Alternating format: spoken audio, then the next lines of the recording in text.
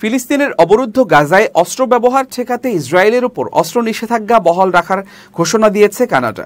মূলত গাজায় যে কোনো ধরনের সামরিক ব্যবহারযোগ্য পণ্য রপ্তানি বন্ধে দেশটি তার অবস্থান পুনরায় স্পষ্ট করেছে। রোববার এক প্রতিবেদনে এই তথ্য জানিয়েছে বার্তা সংস্থা আনাদোলু। শনিবার কানাডার পররাষ্ট্রমন্ত্রী আনিতা আনন্দ এক বিবৃতিতে জানিয়েছেন, গাজায় ব্যবহারের সম্ভাবনা আছে এমন সামগ্রী রপ্তানির জন্য 2024 সালের জানুয়ারি থেকে কোনো নতুন লাইসেন্স অনুমোদন করা হয়নি। তিনি বলেন, গাজায় ব্যবহৃত হতে পারে এমন সামরিক পণ্যের লাইসেন্স আমরা 2024 সালের শুরুতেই স্থগিত করেছি এবং এখনও তা স্থগিতই রয়েছে, কোনো অনুমোদন দেওয়া হয়নি। সম্প্রতি গত 29 জুলাই প্রকাশিত একটি প্রতিবেদনে দাবি করা হয়েছে কানাডা থেকে ইসরায়েলে এখনও অস্ত্র যাচ্ছে। এ প্রসঙ্গে আনন্দ বলেন, প্রতিবেদনে বেশ কিছু দাবি বিভ্রান্তিকর এবং বাস্তবতা বিকৃতভাবে উপস্থাপন করা হয়েছে। তিনি ব্যাখ্যা করেন, প্রতিবেদনে যেগুলোকে গুলি বলা হয়েছে সেগুলো আসলে পেইন্ট বল ধাঁচের এগুলোর সঙ্গে এমন যন্ত্র ছিল যা আগ্নেয়াস্ত্রকে সাধারণ গোলাবারুদ ব্যবহারে অকার্যকর করে তোলে। এগুলো যুদ্ধক্ষেত্রে ব্যবহারের উপযোগী নয়।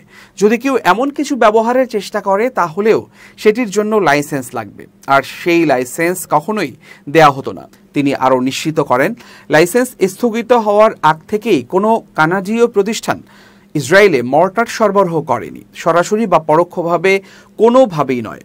আনন্দ জানান, কোনো প্রতিষ্ঠান যদি বৈধ লাইসেন্স ছাড়া সামরিক সরঞ্জাম রপ্তানি করে তাহলে তাদের বিরুদ্ধে আইনানুগ ব্যবস্থা নেওয়া হবে, যার মধ্যে জরিমানা, জব্দ এবং ফৌজদারি অভিযোগও অন্তর্ভুক্ত রয়েছে।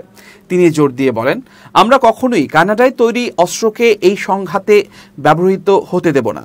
উল্লেখ্য, গত 29 জুলাইয়ে প্রতিবেদনে 4টি এনজিও, ওয়ার্ল্ড বিয়ন্ড ওয়ার, ফিলিস্তিনি যুব আন্দোলন, Canadians for justice and peace in the Middle East এবং independent Jews voices Israeli tax কর্তৃপক্ষের তথ্য উদ্ধৃত করে দাবি করে যে মিলিটারি ওয়েপন পার্টস ও অ্যামুনিশন নামের কানাডীয় সামগ্রী এখনও ইসরায়েলে যাচ্ছে। মঙ্গলবার অটোয়ায় এক সংবাদ সম্মেলনে ফিলিস্তিনি যুব আন্দোলনের ইয়ারা সুফানি বলেন, এই তথ্য থেকে স্পষ্ট, কানাডা সরকারের অস্বীকার সত্ত্বেও দেশটি ইসরায়েলকে এখনও বাস্তবিক সহায়তা দিচ্ছে। সংগঠনগুলো কানাডা থেকে ইসরায়েলে সামরিক সরঞ্জাম পাঠানোর প্রমাণ হিসেবে বাণিজ্যিক শিপমেন্টের কাগজপত্র উপস্থাপন করেছে।